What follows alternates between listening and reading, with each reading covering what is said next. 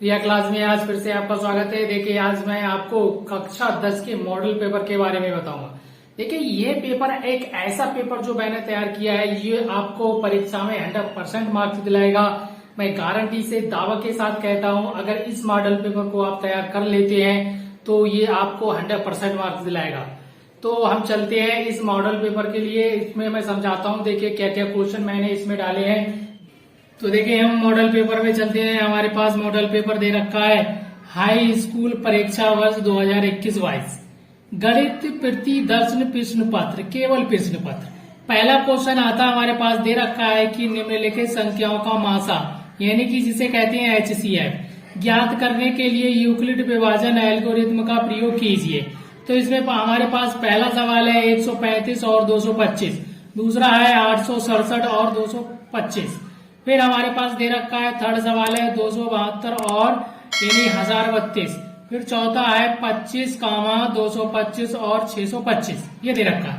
फिर नेक्स्ट सवाल पे चलते हैं। दूसरा है हमारे पास यानी कि दर्शाइए कि कोई भी धनात्मक विषम पूर्णांक 6q+1 या 6q+3 या 6q+5 के रूप का होता है, जहां q कोई पूर्णांक है।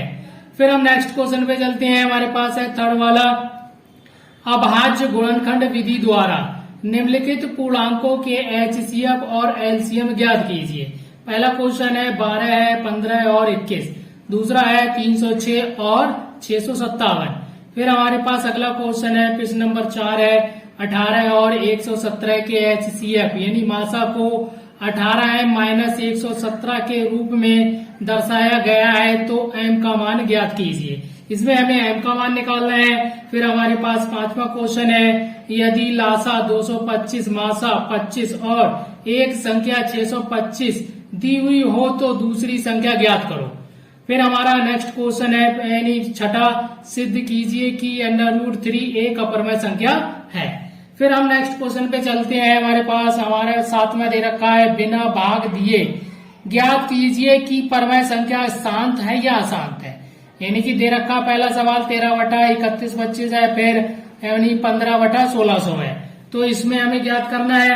फिर हमारे पास प्रश्न 8 आता है कि 5 पेंसिल और 7 कलमों का कुल मूल्य यानी ₹50 है, जबकि 7 पेंसिल तथा 5 कलमों का मूल्य ₹46 है।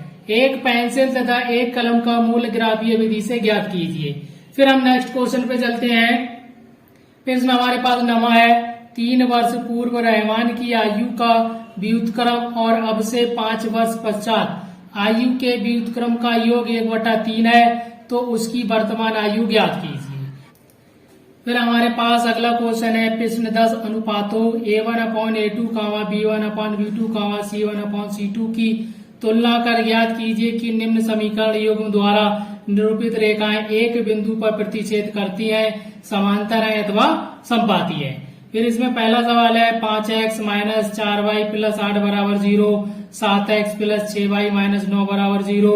दूसरा है इसी का सवाल 2x - y + 9 = 0 है। फिर 6x - 3y + 10 = 0। फिर हम नेक्स्ट सवाल पे चलते हैं।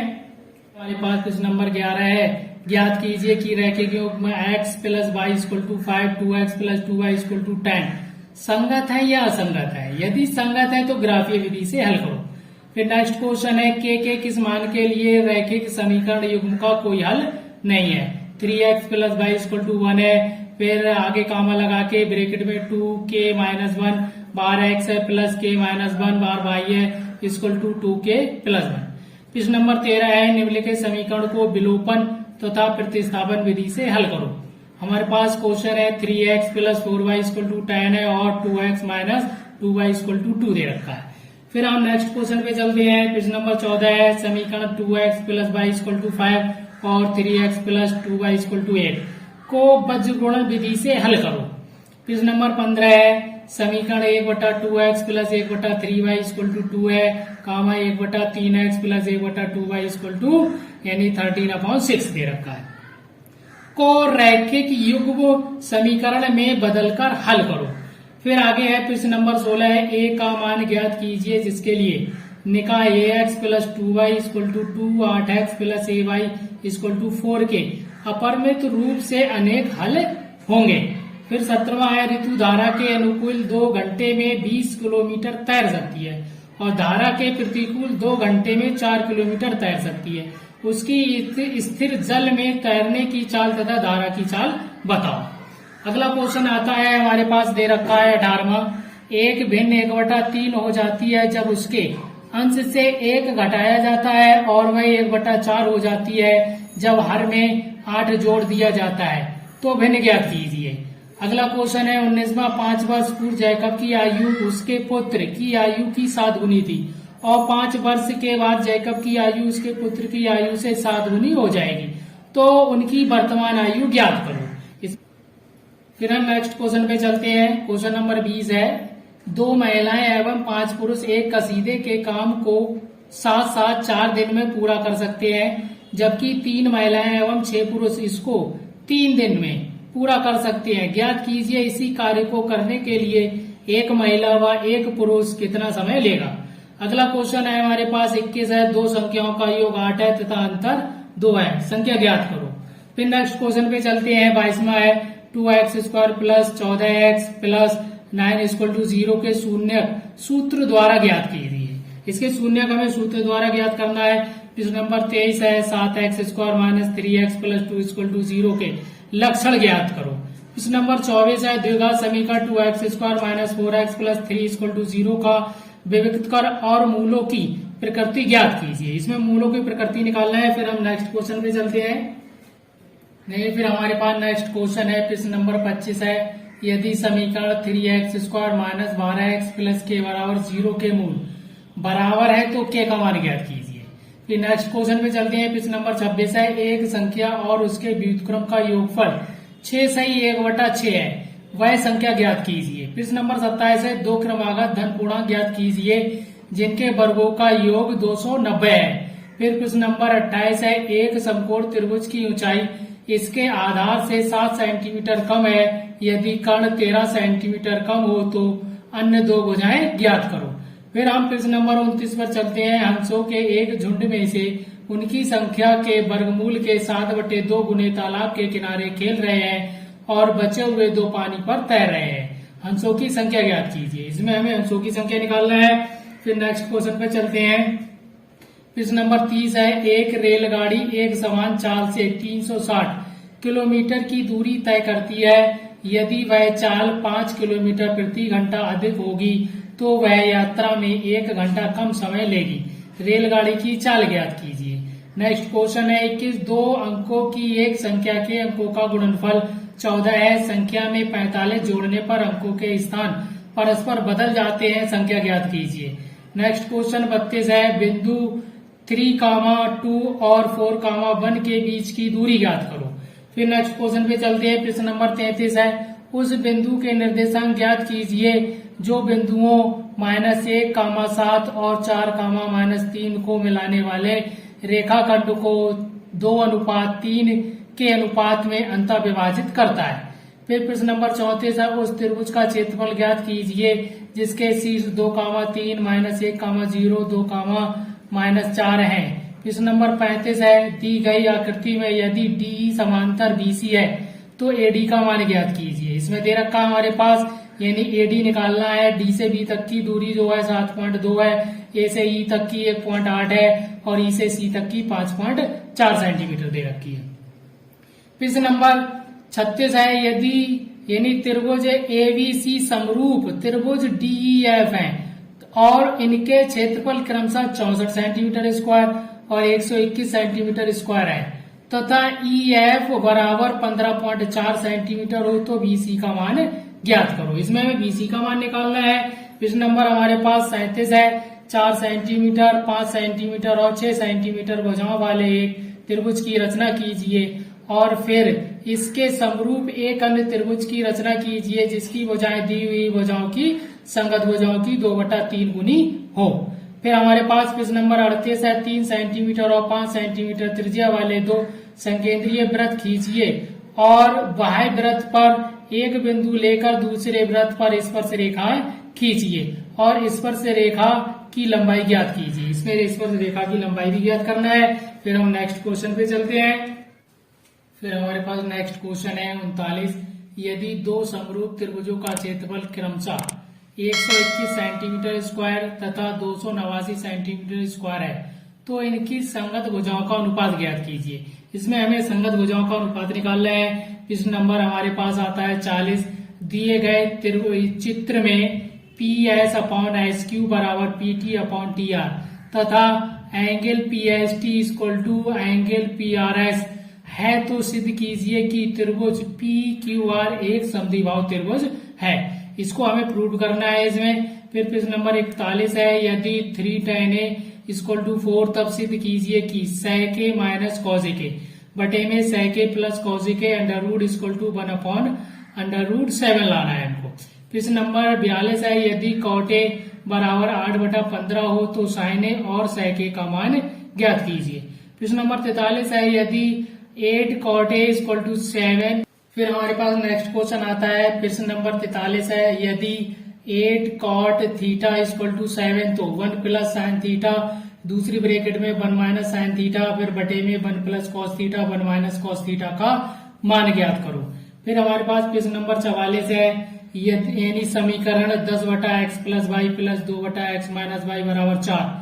फिर कामा लगा के 15/x प्लस वाई माइनस यानी 5/x माइनस वाई बराबर -2 को रैखिक समीकरण में बदलकर हल करो। इसे रैखिक समीकरण में बदलकर हल करना है। नेक्स्ट क्वेश्चन प्रश्न नंबर 45 है, यदि साइन A प्लस बी बराबर 1 और साइन A माइनस बी बराबर 1/2 है तो A व B के मान ज्ञात करो। इसमें A B के मान ज्ञात करना है। प्रश्न नंबर 46 है, यदि x tan 45 cos 60 बराबर साइन 60 और फिर cot 60 है तो x का मान ज्ञात करो। प्रश्न नंबर 47 है, यदि sine theta minus cos theta बराबर 0 तो थीटा का मान ज्ञात कीजिए। प्रश्न नंबर 48 पे आते हैं, साइन 36/cos 54 का मान बताओ। प्रश्न नंबर 49 है, सिद्ध कीजिए कि साइन थीटा बटे cos 90 minus theta plus sec 90 minus theta बटे cos थीटा बराबर 2। फिर हमारे पास दूसरा है 1 प्लस cos A बटा 1 minus cos A under root equal to cos A के प्लस cot A लाना है। फिर हमारे पास थर्ड है, यानी कि tan theta minus cot theta equal to 2 sine square theta minus 1 sine theta into cos theta. प्रश्न नंबर हमारे पास इसमें चौथा है 1 प्लस cot theta minus cos theta दूसरी ब्रैकेट में 1 plus tan theta plus sec theta बराबर 2। फिर नेक्स्ट क्वेश्चन 5वां है, यदि cos theta minus sine theta बराबर अंडर रूट 2 साइन थीटा तो सिद्ध करो कि cos theta plus sign theta बराबर अंडर रूट 2 cos थीटा। इसे प्रूव करना है। फिर हमारे पास छठा सवाल है, cos theta minus cot theta का होल स्क्वायर बराबर 1 माइनस cos थीटा बटे 1 प्लस cos थीटा। प्रश्न नंबर 50 पर आते हैं, एक मीनार के शिखर से देखने पर एक 8 मीटर ऊंचे भवन के शिखर और तल के अवनमन कोण 30 डिग्री और 45 डिग्री है तो मीनार की ऊंचाई तथा मीनार और भवन के बीच की दूरी ज्ञात करो। इसमें दूरी ज्ञात करना है। फिर अगला क्वेश्चन है हमारे पास 51, एक 80 मीटर चौड़ी सड़क के दोनों ओर आमने सामने समान लंबाई वाले 2 खंभे लगे हुए हैं। इन दोनों खंभों के बीच सड़क के एक बिंदु से खंभों के शिखर के उन्नयन कोण क्रमशः 60 डिग्री और 30 डिग्री है। खंभों की ऊंचाई और खंभों से बिंदु की दूरी ज्ञात कीजिए। फिर हम नेक्स्ट क्वेश्चन पे चलते हैं। हमारे पास नेक्स्ट क्वेश्चन दे रखा है, प्रश्न यानी 52 है, मीनार के आधार से और एक सरल रेखा में 4 मीटर और 9 मीटर की दूरी पर स्थित 2 बिंदुओं से मीनार के शिखर के उन्नयन कोण व पूरक कोण है। सिद्ध कीजिए कि मीनार की ऊंचाई 6 मीटर है। अगला क्वेश्चन है 53, 6 सेंटीमीटर त्रिज्या वाले एक वृत्त के एक त्रिज्या खंड का क्षेत्रफल ज्ञात कीजिए जिसका कोण 60 डिग्री है। प्रश्न नंबर 54 है, दी गई आकृति में छायांकित भाग का क्षेत्रफल ज्ञात कीजिए जहां ABCD भुजा 14 सेंटीमीटर का एक वर्ग है। तो ये हमारे पास वर्ग दे रखा है। प्रश्न नंबर 55 है, 5 सेंटीमीटर लंबी रेखा खंड खींचिए और इसे 2:3 में विभाजित कीजिए। प्रश्न नंबर 56 है, 4 सेंटीमीटर त्रिज्या के एक वृत्त पर 6 सेंटीमीटर त्रिज्या के एक संकेंद्रीय वृत्त के किसी बिंदु से एक स्पर्श रेखा की रचना कीजिए और उसकी लंबाई माप कर लिखिए। 57 क्वेश्चन आता है, त्रिज्या 4.2 सेंटीमीटर वाले धातु के एक गोले को पिघलाकर त्रिज्या 6 सेंटीमीटर वाले एक बेलन के रूप में ढाला गया है। बेलन की ऊंचाई ज्ञात कीजिए। इसमें बेलन की ऊंचाई ज्ञात करना है। फिर हम नेक्स्ट क्वेश्चन पे चलते हैं। प्रश्न नंबर 58 है, एक खिलौना त्रिज्या 3.5 सेंटीमीटर वाले एक शंकु के आकार का है जो उसी त्रिज्या वाले एक अर्धगोले पर अध्यारोपित है। इस खिलौने की संपूर्ण ऊंचाई 15.5 सेंटीमीटर है। इस खिलौने का संपूर्ण पृष्ठीय क्षेत्रफल ज्ञात कीजिए। प्रश्न नंबर 59 है, एक धातु के बेलन के वृत्तीय सिरों पर समान आधार के अर्धगोले चिपके हुए हैं। ठोस की संपूर्ण लंबाई 108 सेंटीमीटर तथा अर्धगोले का व्यास 36 सेंटीमीटर है। इस पर 7 पैसे प्रति वर्ग सेंटीमीटर की दर से पॉलिश करवाने का खर्च ज्ञात कीजिए। पाई का मान 22/7 लीजिए। फिर हमारे पास नेक्स्ट क्वेश्चन आता है। प्रश्न नंबर 60 है, एक शंकु के छिन्नक की ऊंचाई 7 सेंटीमीटर और यदि छिन्नक के आधारों की त्रिज्याएं 6 सेंटीमीटर और 3 सेंटीमीटर है तो इसका आयतन ज्ञात कीजिए। इसमें आयतन निकालना है। फिर हम नेक्स्ट क्वेश्चन पे चलते हैं। हमारे पास 61 क्वेश्चन है। निम्नलिखित साड़ी 35 नंबरों की साक्षरता दर प्रतिशत में दर्शाती है। माध्य साक्षरता दर ज्ञात कीजिए। तो साक्षरता दर में हमारा है दे रखा है 45 से 55 है, 55 से 65, 65 से 75, 75 से 85, 85 से 95। फिर नंबरों की संख्या 3 है, 10 है, 11 है, 8 है, 3 है। इस नंबर 62 है, दिए गए आंकड़ों का बहुलक ज्ञात कीजिए। इसमें बहुलक निकालना है। प्राप्तांक है 0 से 20, 20 से 40, 40 से 60, 60 से 80। बारंबारता 15, 6, 18, 10 है। फिर हम नेक्स्ट क्वेश्चन पे चलते हैं। नंबर 63 है, निम्न बारंबारता बंटन का समांतर माध्य 50 है परंतु वर्गों 20 से 40 और 60 से 80 की बारंबारता क्रमशः F1 और F2 अज्ञात है। अज्ञात बारंबारता ज्ञात कीजिए। हमारे पास वर्ग अंतराल दे रखा है, यानी 0 से 20 है, 20 से 40, 40 से 60, 60 से 80 है, 80 से 100। फिर योग दे रखा है 120 है। फिर बारंबारता 17 है, F1 है, 32 है, F2 और 19 दे रखी। प्रश्न नंबर 64 है, निम्न आंकड़ों का माध्य यानी कि 15.45 है तब P का मान ज्ञात कीजिए।